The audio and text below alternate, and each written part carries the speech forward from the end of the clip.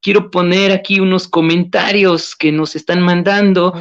Liz y Bueno. Zoe, los papás tenemos un gran trabajo, formar personas empáticas.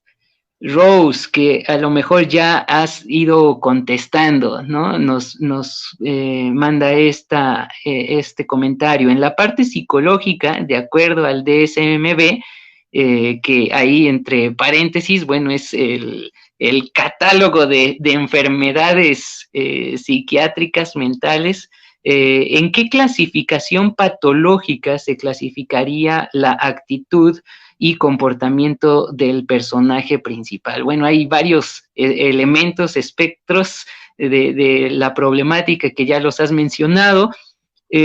Pablo David nos escribe aquí, ya está bien largo el comentario, me asomo así, dice, se suele pensar en una readaptación a la sociedad de personas con alguna condición mental. Sin embargo, también se tiene que pensar en que la sociedad, es decir, cada uno de nosotros, debe educarse en adaptarse a ellos también en el sentido de saber acerca de la condición para comprender su situación particular y así actuar más empáticamente. Y Rose Mendoza comenta, así es, neurociencias. Bueno, ahí está, ¿no? Un acercamiento también desde las neurociencias. Sí, Lem, ibas a comentar algo. Sí, justo es también el tener en cuenta que las heridas emocionales, las heridas del alma, cuando no son cerradas, cuando no son abordadas, lamentablemente quedan abiertas. Eh, eh, por ahí tanto Freud como Jung mencionaban al respecto, ¿no? Aquello que lo que resistes persiste. O sea, es algo que está ahí, lo quieres hacer a un lado, quieres como hacer de cuenta que no pasó, pero lamentablemente es algo que va a estar saliendo constantemente, una y otra vez. Y en el aspecto de la película, lo que vamos observando es que pues lamentablemente también la mamá pasa por situaciones como muy drásticas, ¿no? O sea, no solamente es la aparición del guasón, ¿no? No solamente es como de, ya se, porque le pegaron, así se hizo, sino que también vamos observando cómo son patrones generacionales donde vamos a encontrar también estos rastros de violencia, de agresión, de dolor, ¿no? La mamá ahí ya diagnosticada también como con un trastorno de la personalidad narcisista, ¿no? Alguien que pues justamente con esa noción de a fuerzas querer tener un hijo, pues va y adopta pese a su situación mental y emocional que no era la adecuada. Y entonces, pues con tal de satisfacer, digamos, como ese aspecto, pues adopta a Arthur, ¿no? Y permite que le pasen un montonal de cosas, ¿no? ¿Por qué? Porque quien, digamos, importa más, pues era ella misma, ¿no? Y asimismo va teniendo otro tipo de trastornos. Entonces, pues esos son elementos que hay que considerar. Y ojo con esto, porque también um, hay personas que actualmente de pronto dicen, no, pues es que no hay que tener hijos, ¿no? Le haces un favor al mundo. Y es como, a ver, tanto lo vemos como de manera muy marcada, ¿no? En este caso, ¿no? Que a lo que sí, o sea, su narcisismo lo llevó a decir, pues, a como del lugar voy a tener un hijo, como también lo podemos observar en personas que dicen, yo no voy a tener hijos y le estoy haciendo un favor al mundo, o sea, lo que encontramos también de entrada, pues también es un acto bastante soberbio, bastante egoísta, ¿no? De no querer comprometerse, de no querer eh, eh, traer al mundo a un bebé pero con la idea de poder educarlo, de poder infundir amor, de poder crear una realidad muy distinta. O sea, ese es el papel, ¿no? Interesante de poder desempeñar. Pero en el caso de la película lo que observamos es que, pues precisamente estos patrones generacionales, estos comportamientos o afectaciones a nivel mental, pues se van dando, ¿no? De manera, digamos, consecutiva.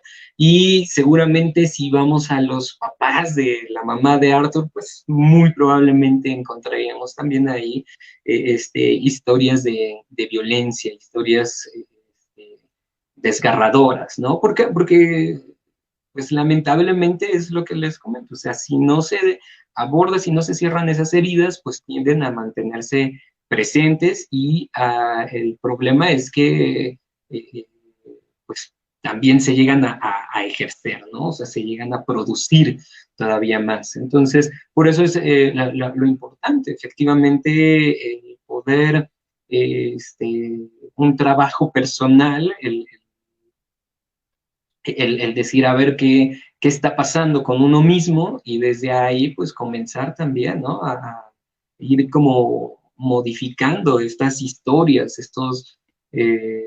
pues sí, estos patrones generacionales, ¿no? Que son aprendidos y que son replicados. Entonces, daña y muchísimo.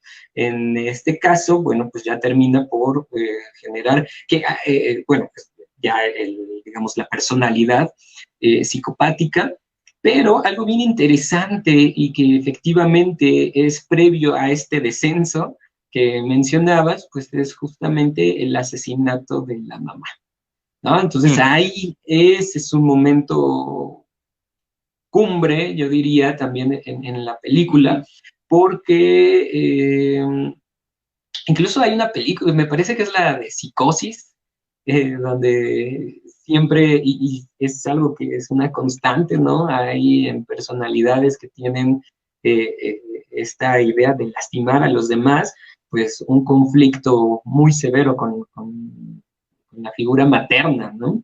En este caso, él, digamos, como que lo rebasa totalmente, o sea, cumple más allá de la fantasía de muchos, si nos vamos a la historia, digamos, de asesinos seriales, no pudieron completar el acto de asesinar a los propios padres, ¿no? Sino que todo ese dolor, ese resentimiento lo volcaron hacia las demás personas. Bueno, en el caso de Arthur, él sí lo hace y no se queda ahí, sino que evidentemente ya es un momento donde pues el comenzar a asesinar a las demás personas lo ve con un significado ya para él, ¿no? O sea, como algo de libertad, un significado de que realmente se sintió bastante bien, ¿no? Y es ahí donde también vienen como otro momento de que se utiliza para los memes, ¿no? De, sí, estoy cansado de fingir que no. Bueno, pues ahí Arthur hace mención pues, de la serie de asesinatos que había cometido, ¿no? Entonces, bastante interesante cómo efectivamente se va tratando ahí de un descenso, de un declive en cuanto a la personalidad y que posteriormente, pues otra vez a nivel social, se convierte en un símbolo, ¿no? En un símbolo ahí de caos y donde en la entrevista con Murray, ¿no? Él dice, pues o sea, yo ni siquiera esa es mi intención ni nada. Y a propósito con eso, fíjate que algo bien interesante es que él iba con la intención de cometer suicidio, ¿no? Él lo tenía como muy en mente, el cometer suicidio, pero llega el momento donde hace el cambio, ¿no? Ya empieza a tener sentido para él vivir y entonces ya no comete el suicidio, sino que comete homicidio. Pero algo bien interesante es que previo al suicidio, este es un fenómeno muy interesante que ocurre, lamentablemente, es hay muchos casos reportados de personas que previo a cometer un suicidio se bañan, ¿no? Se asean, tienen, digamos, es como un tipo Un ritual ritual. que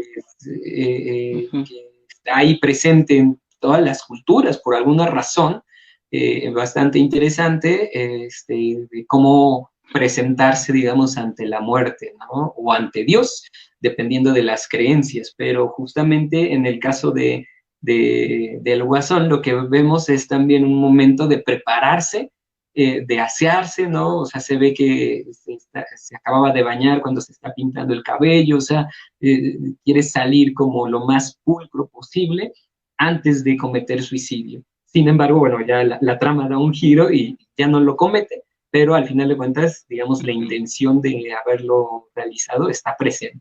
Entonces, son diferentes, digamos, ahí tópicos interesantes que va presentando la película y que, pues, efectivamente, prestar atención a ello, pues, nos va dando, bueno, hace que la película, pues, sea como una maravilla realmente.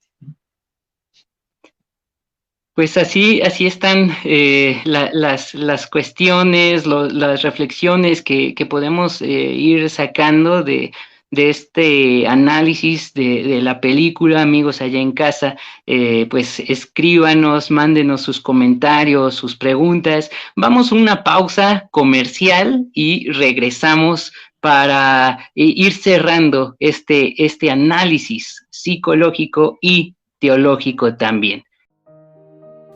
Nos encontramos ante una crisis bastante severa en nuestras iglesias, y ello se debe principalmente a la falta de enseñanza bíblica correcta.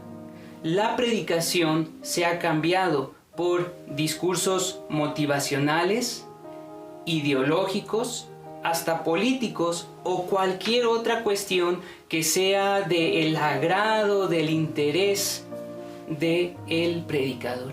Por eso es importante entender la relación entre aplicación e interpretación. Y para ello quiero invitarles a este nuevo curso que estaremos ofreciendo en Librería Papiro 52 y Clases de Biblia y Teología sobre cómo aplicar el texto bíblico. Espero que puedan acompañarnos. Gracia y paz.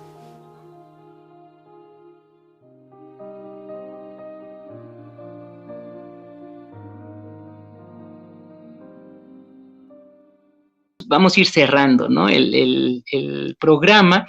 Y bueno, algo que yo quiero comentar al respecto de lo que pues ya has presentado sobre el impacto, ¿no? de la familia, de los padres en el sujeto, en la formación de su personalidad y todo lo que puede, ¿no? Pues sí, influir de manera directa.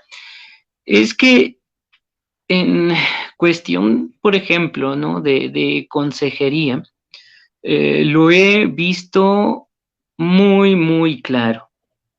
He colaborado en seminarios principalmente, ¿no? Y entre los mismos seminaristas han llegado personas, hombres y mujeres, que vienen arrastrando situaciones terribles del hogar, que se han presentado desde la infancia. Y algunos de los estudiantes que he tenido y que se han acercado, ¿no? a tener un tiempo de consejería también, pues han ido revelando esto. Y cosa curiosa, que se han acercado no porque pues hayan tenido la intención así de, yo voy a ir al seminario para poder sacar todo esto, no, sino que han llegado a raíz de la temática teológica del ser de Dios, específicamente el ser Padre de Dios. Cuando hemos estado desarrollando esa temática en clase, situaciones como estas salen a relucir. Y una de las cuestiones que he visto en consejería es que hay una, no incapacidad, pero sí una obstaculización en los creyentes de concebir o entender o comprender a Dios como Padre cuando han pasado por situaciones terribles como esta, u otras a lo mejor no tan dramáticas, pero sí constantes, simplemente de la ausencia del Padre.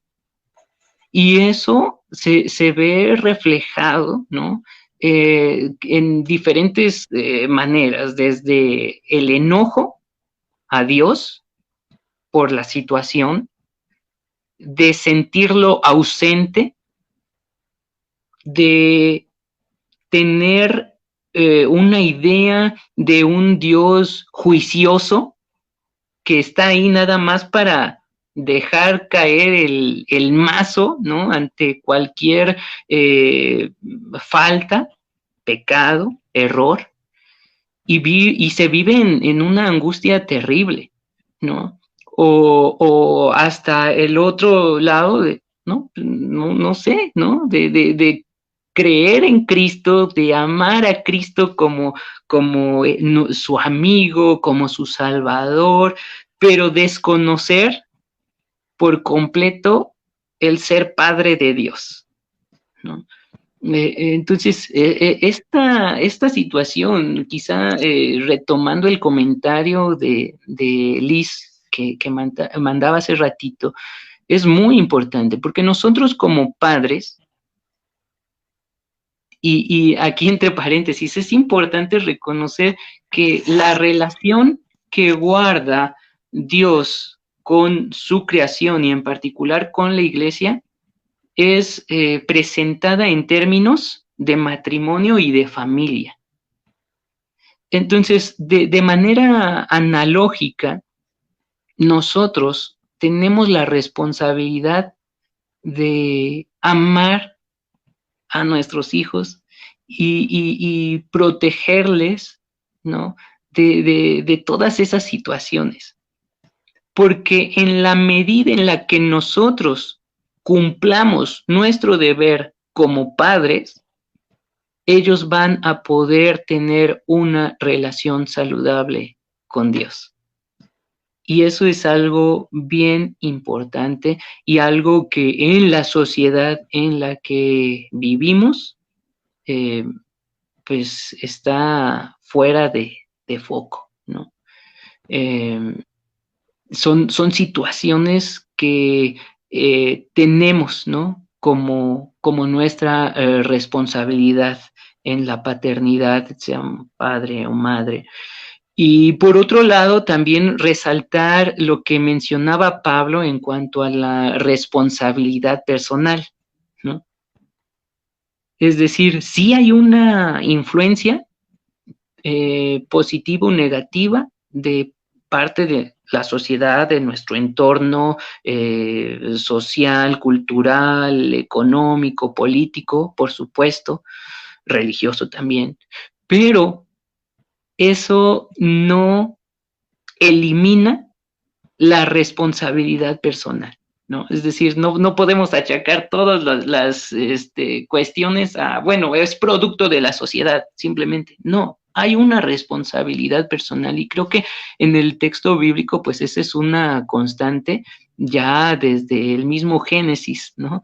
Cuando el ser humano peca ahí en el relato del paraíso, lo primero que hace Dios es acercarse al ser humano, buscarle y llamarle y cuestionarle, ¿qué has hecho?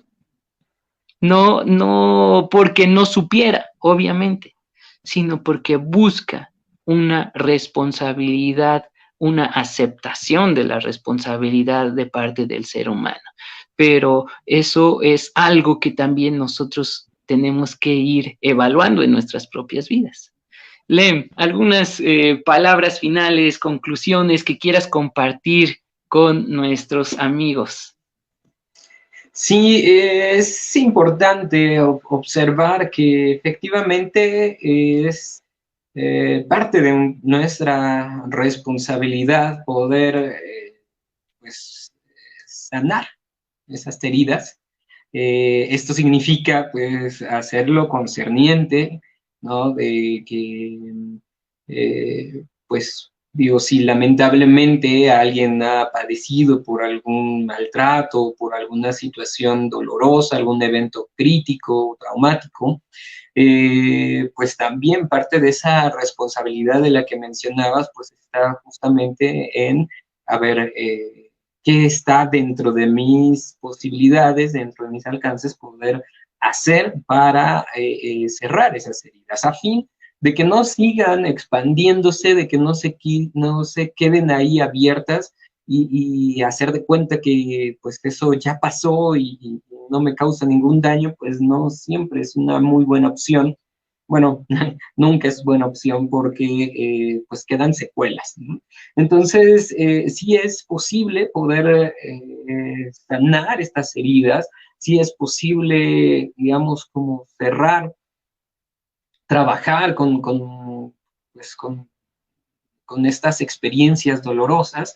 Y hay un enfoque bastante interesante que plantea que a pesar de haber vivido infinidad de situaciones dolorosas, es un esquema de poder trabajar, en primer lugar, brindar seguridad. Y esto significa entonces comenzar con una regulación a nivel corporal, porque pues lo que observamos también es que el cuerpo tiene memoria y esto significa que pues el cuerpo queda encendido muchas veces, preparado para el evento traumático, digamos como que se queda ciscado y entonces el cuerpo está reaccionando de manera constante. Aprender a desactivar, digamos, estas señales de alarma que pudieran estar siendo, digamos, las podemos ver de manera como muy visible, pues como alguien que tiene dificultad para conciliar el sueño, tiene pesadillas recurrentes al evento traumático,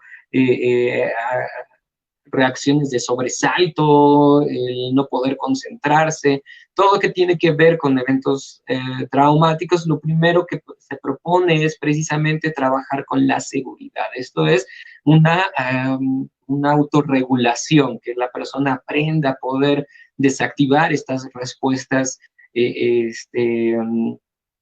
derivadas del trauma. Posteriormente viene el trabajar con el vínculo, que es pues precisamente ya la relación personal, de demostrar a partir ya de acciones que el mundo tal cual se ha concebido, tal cual se ha visto como un mundo hostil, agresivo, como que no es digno de confianza, de que es totalmente malo, bueno, empezarlo a mostrar, pero a partir del ejemplo, ¿no? De cómo empezar a construir relaciones saludables. Y por último, pues ya también viene la parte de que es el razonamiento, la capacidad de poder resignificar el evento traumático. Pero se le considera, bueno, se le denomina como un abordaje neurosecuencial, ¿no? Es partir desde las estructuras neurológicas digamos, como primarias, a aquellas ya más elaboradas, que es como lo del pensamiento. Y es planteado de este modo, porque tratar de ir a la inversa muchas veces no, digamos, no tiene el mismo impacto y se queda como de pronto atorado.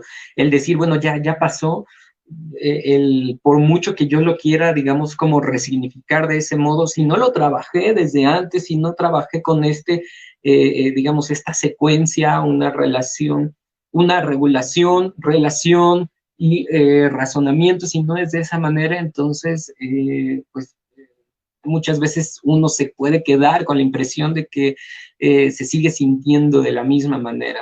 Ay, por si les interesa conocer un poquito más, de hecho hay un episodio muy interesante en Netflix, se llama Crack It Up, es de un comediante, él va narrando pues su historia, es bastante interesante, está muy fuerte el documental, el comediante se llama Darren Hammond, y tuvo como 10 años en televisión ahí en su propio programa, siendo cómico, y bueno, es bastante interesante, pero justamente la constante ahí es que, bueno, el dato interesante es que durante mucho tiempo había sido diagnosticado como bipolar, como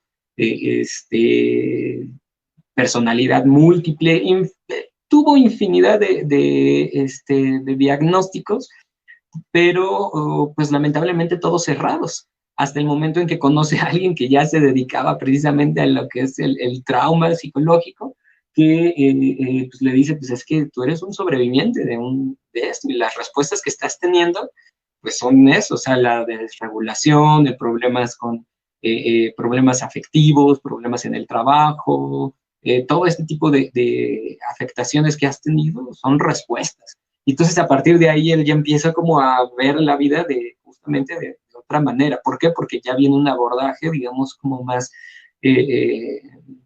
específico.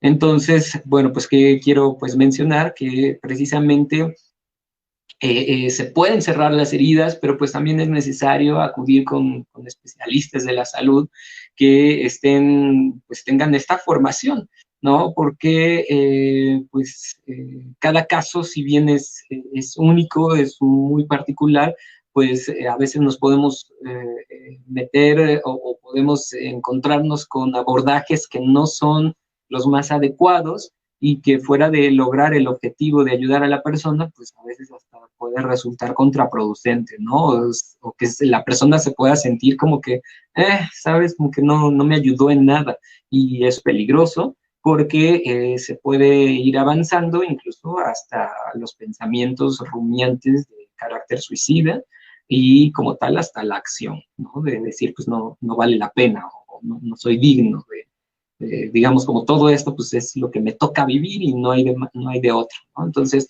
pues tener esa apertura pues, eso. Sí, aquí estoy leyendo los comentarios que nos están enviando. Se animaron hasta el final para mandarnos los comentarios, porque ya nos están aquí poniendo en aprietos al final, pero bueno, no, gracias por comentarlo. Sí, y tienen relación con lo que está comentando psicoterapeuta Lemuel. Aquí Natalia González, quiero leer un comentario que nos envía.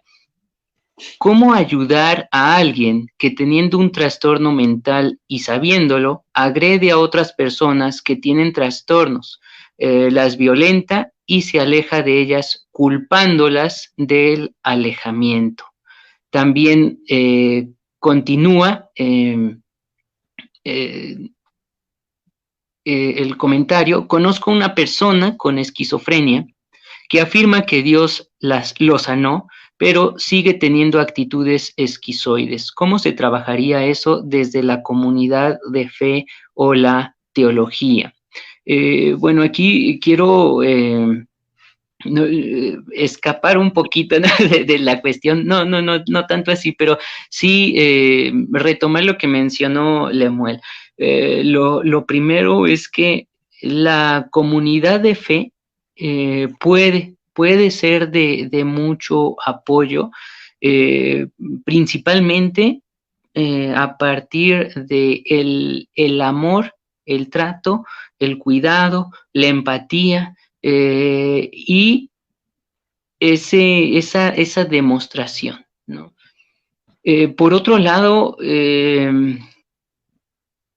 hay pocos líderes cristianos, tengan el título que sea, pero lo más común es pastores, ¿no? Que tienen la preparación para tratar problemáticas como estas, ¿no? Muchas de las veces se piensa de manera muy extremista que es solo con oración y el texto bíblico y entonces va a sanar. A veces se utilizan otro tipo de rituales como la unción, que no los desacredito, ¿no? Pero llega a verse como un tipo ritual, ¿no? Que tiene la capacidad de sanar cuando no es así. Y en otras comunidades de fe también se llega al extremo de considerar cierto tipo de enfermedades mentales como demonización, ¿no? O como la llamada guerra espiritual, y se presentan situaciones bastante lamentables, ¿no? De hecho, yo recuerdo de el testimonio de una joven que mencionaba que durante su adolescencia había pasado por un tiempo de depresión y en su iglesia la habían exorcizado, ¿no? Pensando precisamente que la depresión era una influencia o algo demoníaco. Entonces, hay pocos líderes que están realmente preparados para atender las problemáticas que se llegan a presentar. Y en lo personal, en el tiempo que he tenido pues el gozo de servir en el pastorado y posteriormente en consejería, casos en los que yo sé que no tengo la preparación, los remito con LEM, ¿no? O con otra persona que esté preparada realmente en la atención de psicología, de psicotrauma, en las diferentes ramas, ¿no? de la psicología. ¿Por qué? Porque son expertos, se prepararon para ello, ¿no? Y aquí viene una cuestión que quizá en otro programa tratemos, de que la psicología es una de las ciencias que tenemos a nuestra disposición para la salud integral de la persona.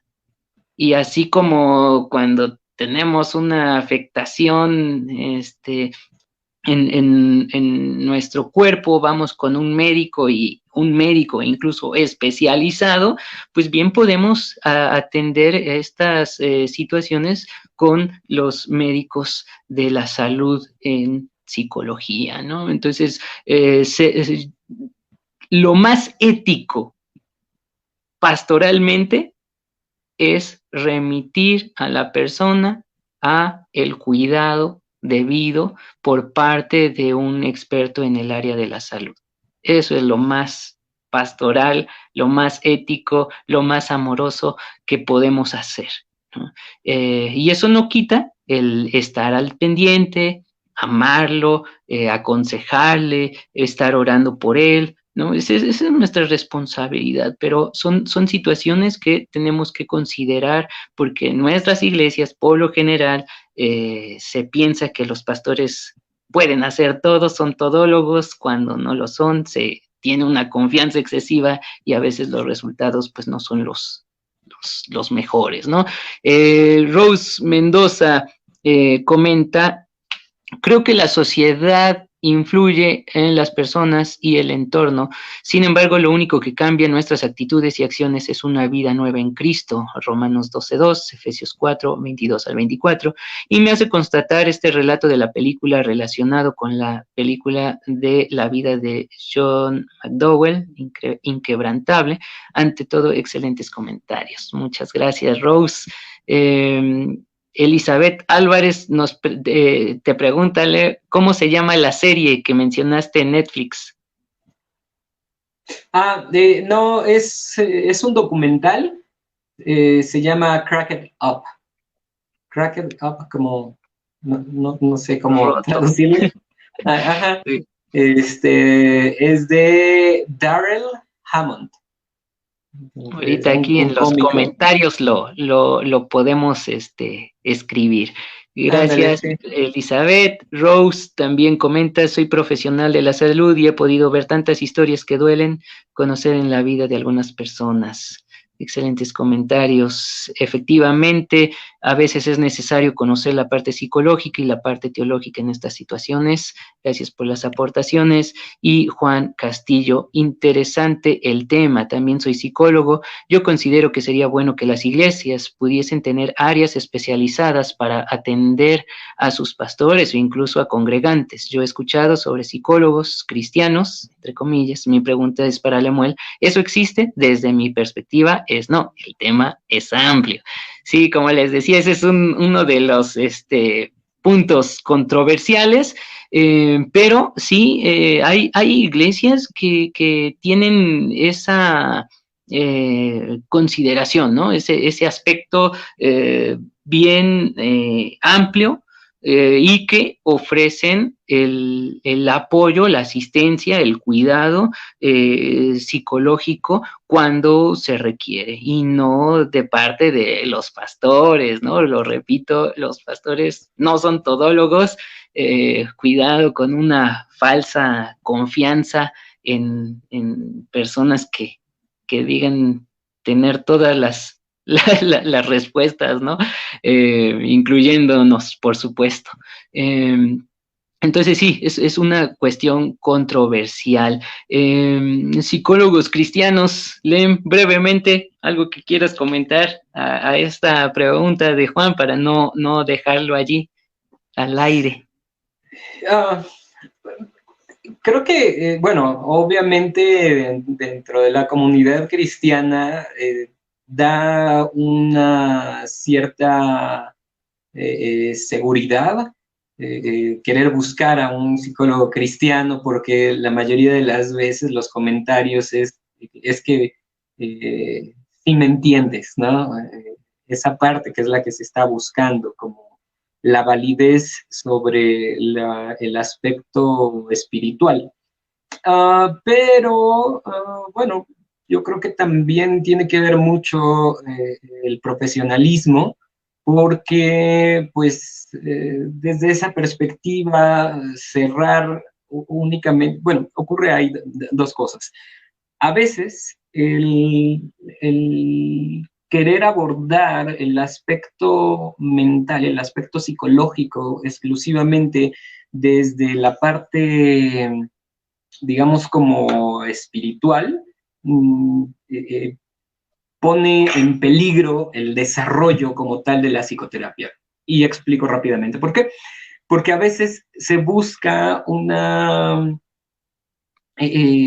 una justificación, ¿no? Como el buscar ese perdón de Dios ante todo y de una u otra manera se aleja de la responsabilidad de uno mismo, ¿no? Y entonces es, bueno, como ya Dios ya me perdonó, entonces ya, ya se dio vuelta a la página y listo, ya no hay nada que hacer, ¿no?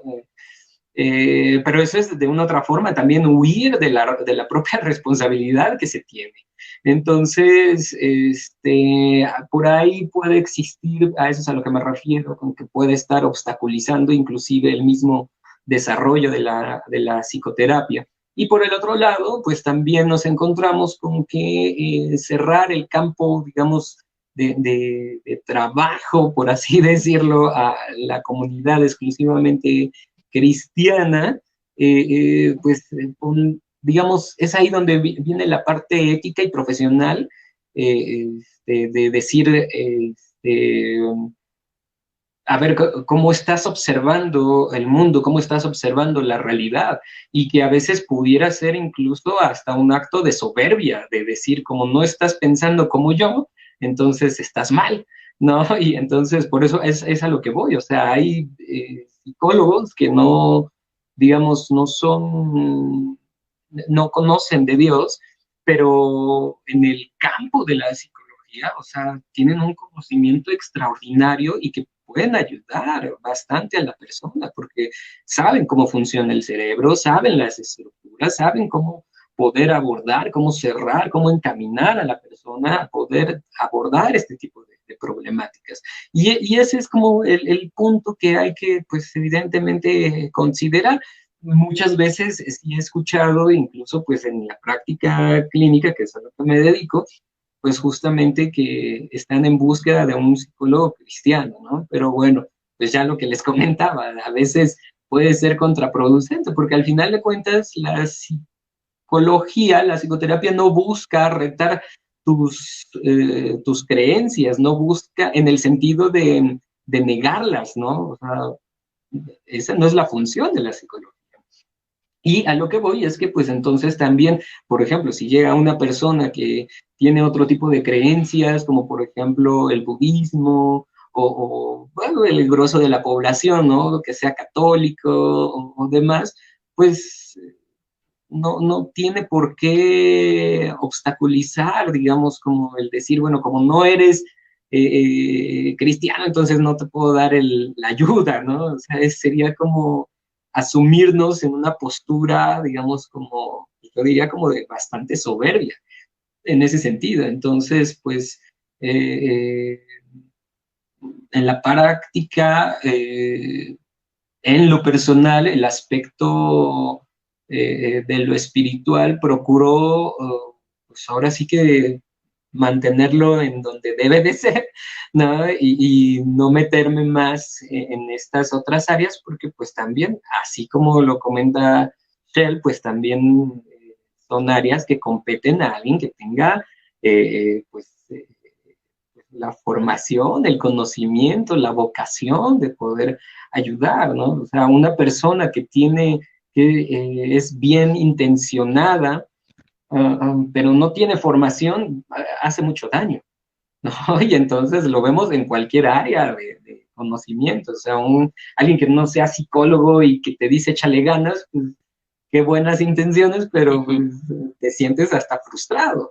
Una persona que no tiene conocimiento de Dios y que te diga, pues, de manera como muy intencionada, ¿no? Dios te está probando o una cosa así, o sea, a lo mejor tiene buenas intenciones, pero pues dices, oye, pues que no me ame tanto Dios, ¿no? Entonces, ese es el cuidado, o digamos ahí el tener como mucho cuidado de tratar ahí como de querer encajar todo en lo mismo, cuando pues tenemos que ser como pues, prudentes al respecto. Entonces, les digo, pues, solamente un pequeño panorama de cómo he observado las cosas, y que, bueno, pues no necesariamente, o sea, mientras el psicólogo sea profesional, creo que puede ayudar bastante. Sí, quizá ahí agregar un poquito en esta cuestión de que eh, la fe, o si quieren verlo de esta manera, la filosofía de el experto en el área de la salud no debiera intervenir en su desempeño, ¿no? En su servicio a la persona, aunque se da, ¿no? Es una cuestión que, digo, no siempre se guarda, pero en este punto, eh, la fe cristiana puede ser bien razonada y al mismo tiempo estudiada, entendida, ¿no? Es decir, así como hay cristianos que se dedican a la teología, hay cristianos que se dedican a la política, a la abogacía, a la medicina en sus diferentes ramas y el servicio que brindan a la sociedad puede y debiera de ser excelente, ¿no? Como mencionaba, lamentablemente no siempre se da, pero tenemos que velar por ello, ¿no? Y nosotros en el ámbito de la fe cristiana, pues tenemos que animar, alentar a que los creyentes pues se eduquen, ¿no?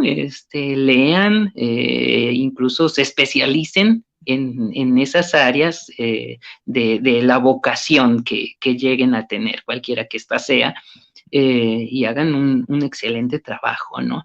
Entonces, para aquellos que nos están viendo, bueno, aquí Elizabeth nos comenta el nombre de la serie, nos la pone aquí, gracias, Crack It Up. Juan, comparto contigo, y muchos prejuicios hay que eliminar de la iglesia, y para eso hay que trabajar para ello. Así es, hay muchas cuestiones, y espero que estos programitas pues sean precisamente ese granito de arena a quitar esos prejuicios, a tener un panorama más amplio, una comprensión mejor, ¿no?, de nuestra fe, porque principalmente pues quienes participan y ven estos programas pues son creyentes. Entonces espero aportar en eso. Ese es el objetivo del Círculo de los Lunes. Y bueno, quiero agradecerte, Lemuel, gracias por tu aporte durante todo este programa. Amigos, amigas, pueden buscarlo en Facebook, así está su página, psicoterapeuta Lemuel Durán. Por cualquier cuestión que quieran contactarle para saludarlo, felicitarlo por el programa, o incluso, bueno, una cuestión de asistencia, de apoyo, de cuidado en el área de la psicología, de la psicoterapia, de la psicotraumatología, pues Lemuel es un experto, ya lo han escuchado, y bueno, pueden contactarle ahí a través de su página, psicoterapeuta Lemuel Durán.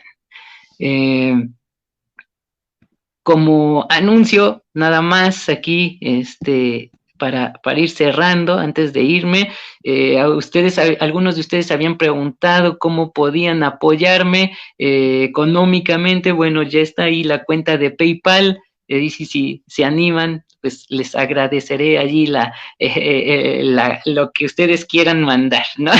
Muchas gracias por ello. Algunos lo han hecho de manera directa. Bueno, muchas gracias. Y mañana, martes 5 de enero, tengo el otro programa de Lean con Amigos y Café, donde nos dedicamos a la literatura. Vamos a estar examinando el texto de Las Confesiones de San Agustín, una obra clásica. Entonces pueden sumarse también. Va a estar aquí un grupo de expertos en diferentes áreas: educación, filosofía, pastoral, editorial, teología, y vamos a hacer nuestros aportes en torno a este texto de Confesiones de San Agustín, y nos vemos mañana a las 9. Lem, muchas gracias. Gracias por tus aportes. No, pues muchas gracias por la invitación, por este espacio, y bueno, pues esperemos que les haya gustado, y bueno, pues cualquier cosa, pues por acá estoy, ahí como mencionaste, en la página, así me encuentran como psicoterapeuta Lemuel Durán. Y pues nada, pasen una noche tranquila, bonita, cuídense mucho, pues ya. Muchas gracias, Así es, amigos. Muchas gracias, Lem, que Dios te bendiga. Nos estamos viendo, amigos. Gracia y paz.